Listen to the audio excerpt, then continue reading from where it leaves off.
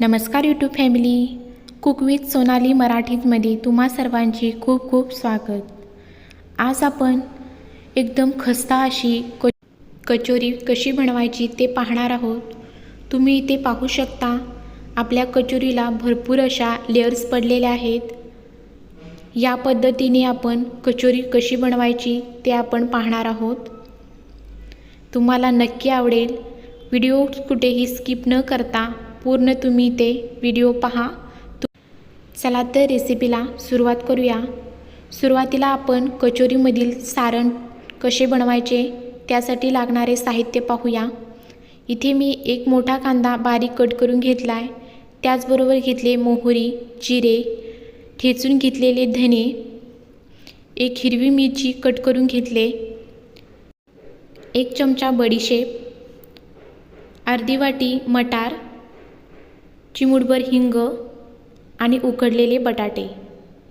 गॅसवर पॅन गरम करत ठेवायचा आहे. पॅन गरम झाला की त्याच्यामध्ये एक चमचा तेल घालायचा आहे. तेल गरम झाले की त्याच्यामध्ये घालायचे आहे मोहरी. मोहरी तडतडली की त्याच्यामध्ये घालायचं आहे जिरे. त्याचबरोबर घालायचं आहे ठेचलेले धने, बडीशेप, चिमूटभर हिंग आणि बारीक कट केलेली हिरवी मिरची. हे सर्व मसाले आपल्याला एक अर्धा मिनिट परतून घ्यायचे आहेत.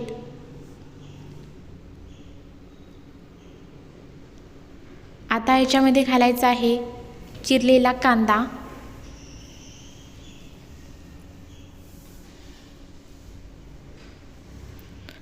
कांदाही आपल्याला इथं परतत राहून छान असा भाजून घ्यायचा आहे.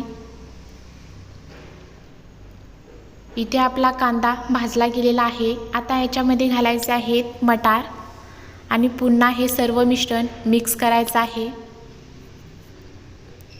मटार पटकन शिजावे यासाठी मी इथे चवीनुसार मीठ घातलेलं आहे.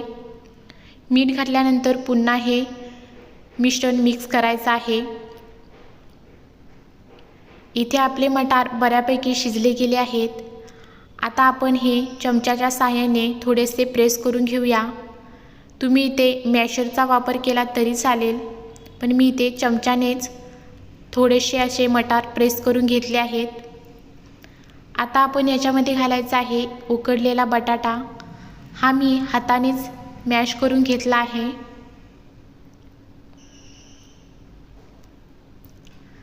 आता आपण याच्यामध्ये घालणार आहोत एक अर्धा चमचा गरम मसाला, अर्धा चमचा धनेपूड, चवीनुसार लाल तिखट, चिमूटभर हळद आणि एक अर्धा चमचा इथे साखर घालायची आहे. साखर घातल्यामुळे आपल्या सारणाला खूप छान अशी चव येते. आता हे सर्व मसाले या भाज्यामध्ये परतून घ्यायचे आहेत. इथे मी व्यवस्थित असं भाज्यामध्ये सर्व मसाले परतून घेतले आहेत. आता याच्यामध्ये घालायचे आहे बारीक कट केलेली कोथिंबीर आणि पुन्हा हे सर्व भाज्या मिक्स करायच्या आहेत. इथे आपलं आता सारण बनून तयार आहे. आता हे गार व्हायसाठी बाजूला ठेवायचं आहे. एका बाउलमध्ये मी आमटीच्या वाटीनेच 2 वाटी मैदा घेतलेला आहे. त्याच्यात थोडंसं मीठ घालायचं आहे आणि हे पीठ छान मिक्स करायचं आहे.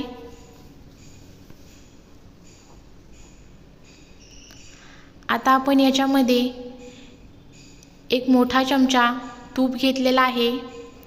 हे या पिठामध्ये घालून पीठ छान मिक्स करून घेऊया.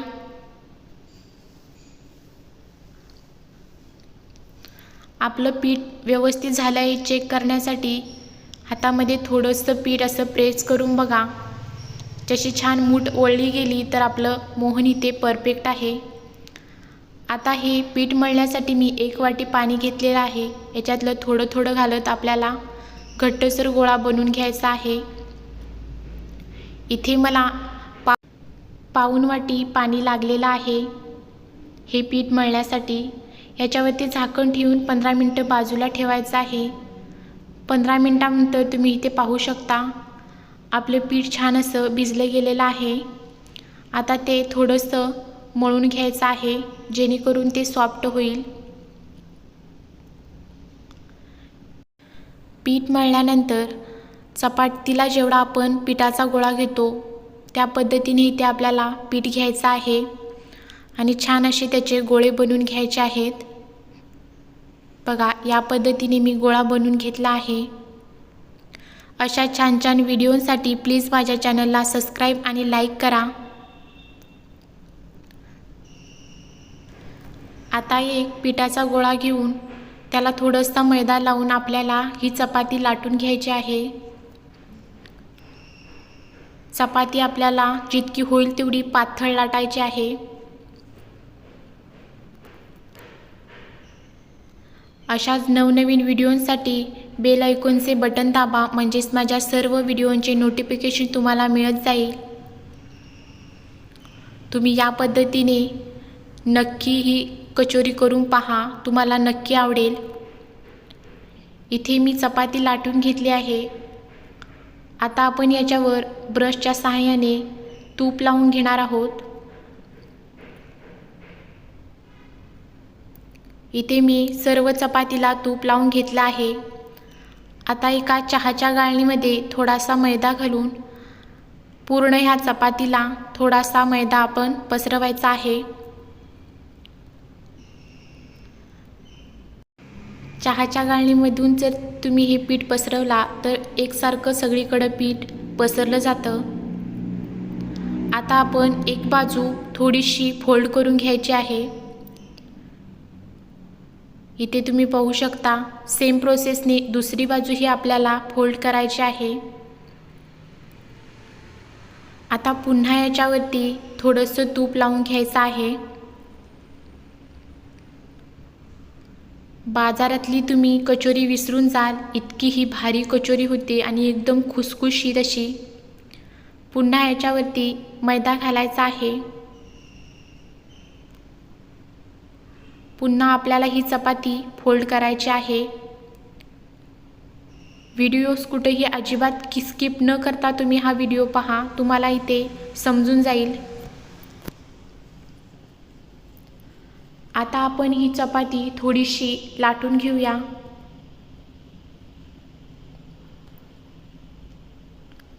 उभ्या बाजूने लाटून घेतल्यानंतर आपण ही अशी आडवी ठेवून पुन्हा ही थोडीशी लाटून घ्यायची आहे.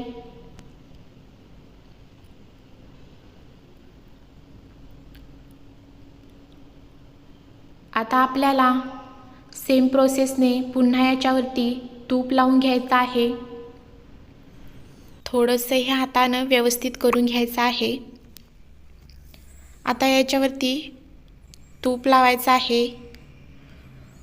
तूप लावल्यानंतर पुन्हा त्याच्यावरती थोडासा मैदा टाकून घ्यायचा आहे. या पद्धतीने सगळीकडे एकसारखा मैदा पसरला गेला पाहिजे. आता आपण याचा एक रोल बनवून घेणार आहोत. या पद्धतीने बघा, व्हिडिओ व्यवस्थित बघा. रोल बनवताना कुठेही पोकळी राहिली नाही पाहिजे. एकदम घट्टसर हा रोल बनवायचा आहे. बघा, या पद्धतीने बनवायचा आहे. असा व्यवस्थित हा रोल बनवून घ्यायचा आहे. आता आपल्याला याला कट करून घ्यायचा आहे. पण आपण इथे चाकू न वापरता एक वेगळी ट्रिक वापरून हा रोल कट करून घेणार आहोत. तर दोरा घेऊन मधोमध आपल्याला हा रोल ठेवून याला छान असं कट करून घ्यायचं आहे. इथे पाहू शकता मी व्यवस्थित असे ह्याचे 2 भाग करून घेतलेले आहेत आणि इथे तुम्ही याच्या लेयर्स पण पाहू शकता. आता आपण कचोरी बनवायला घेऊया. तर एक गोळा याच्यामधील घेऊन थोडासा प्रेस करून घ्यायचा आहे आणि हलक्या हाताने आपल्याला ह्याची छान अशी पुरी लाटून घ्यायची आहे. व्यवस्थित अशी याची पुरी लाटून घ्यायची आहे। पुरी लाटताना अजिबात पिठाचा वापर करायचा नाही। अगदी एकसारखी ही पुरी आपल्याला इथे लाटून घ्यायची आहे। बघा, या पद्धतीने आपण इथे पुरी लाटून घेतली आहे। आता याच्यामध्ये मधोमध सारण ठेवायचं आहे। सारण घातल्यानंतर बोटाच्या सहाय्याने कडेला आपण पाणी लावून घेणार आहोत। आता आपण याचा ज्या पद्धतीने मोदक बनवतो त्या पद्धतीने आपल्याला हे बनवून घ्यायचं आहे। एक प्रकारचा मोदकच आपल्याला इथे बनवायचा आहे। बघा, या पद्धतीने आपल्याला हा मोदक बनवून घ्यायचा आहे।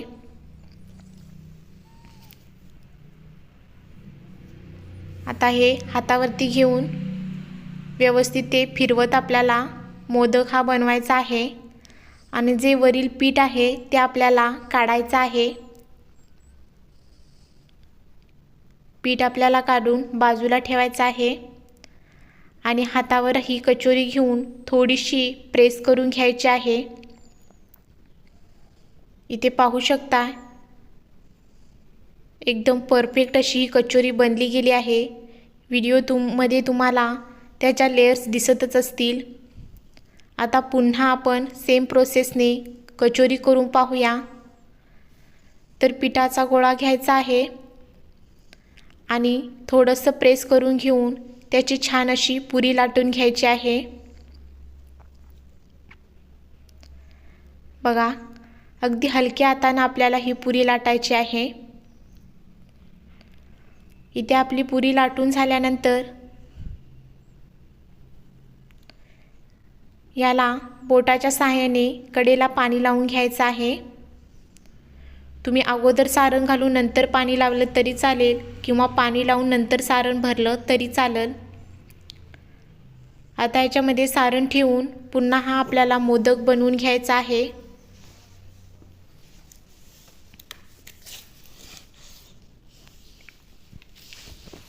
या पद्धतीने छान असा मोदक आपल्याला इथे बनवून घ्यायचा आहे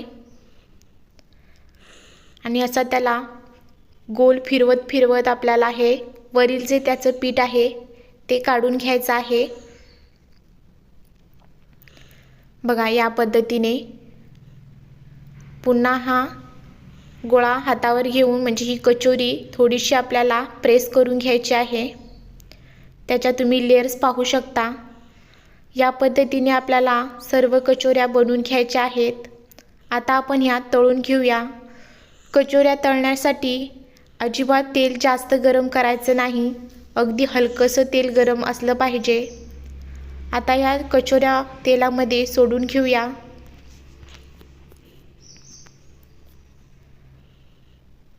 बघा, तेलामध्ये कचोरी सोडल्यानंतर हलकेसे बबल्स सुटायला लागलेत। इथपर्यंतच तेल आपल्याला गरम करायचं आहे।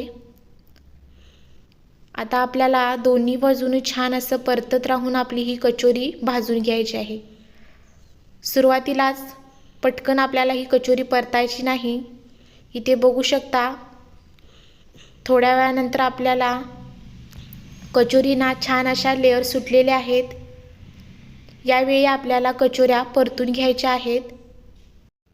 या पद्धतीने जर तुम्ही कचोऱ्या केलात तर पुन्हा पुन्हा तुम्ही याच पद्धतीने कचोऱ्या बनवाल याची खात्री आहे।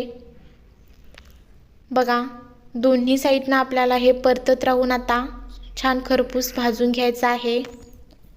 याचा तुम्ही इथे रंग पाहू शकता। एकदम परफेक्ट अशी कचोरी आपली इथे बनली गेली आहे। आता आपण ह्या कचोऱ्या एका प्लेटमध्ये काढून घेऊया। कचोरीच्या लेयर्स तुम्ही इथे पाहू शकता किती भरपूर अशा लेयर्स पडल्या गेल्या आहेत आणि एकदम खस्ता अशी ही कचोरी बनली गेली आहे। बघा, इथे पाहू शकता एकदम खुसखुशीत ही कचोरी बनली गेली आहे। धन्यवाद।